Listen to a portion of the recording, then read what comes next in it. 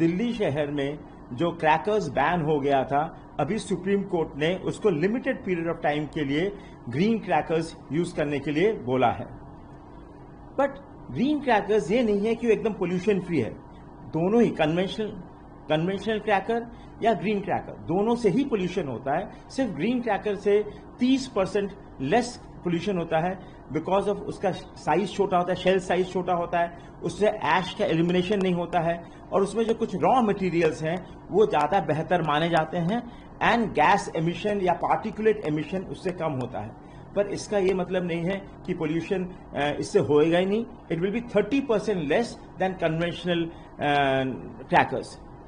दिल्ली का pollution rate already बढ़ रहा है and there are different precautions that are being taken.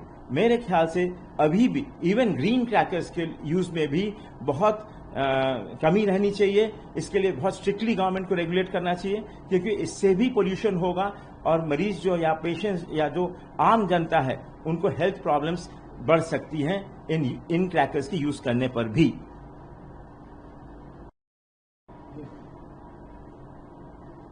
In Delhi, crackers were banned earlier, but now Supreme Court has given a limited allowance for use of specifically green crackers.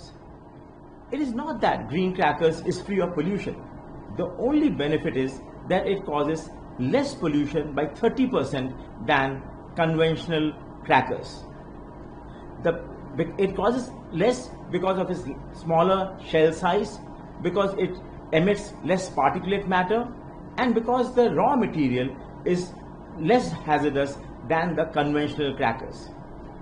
But the way the pollution is rising again in the capital city, it is highly advisable that we should avoid using the crackers, even the green crackers, because the pollution levels would definitely rise, and the general people and the patients who are suffering with respiratory disease might suffer more after Diwali because of their pollution levels rising.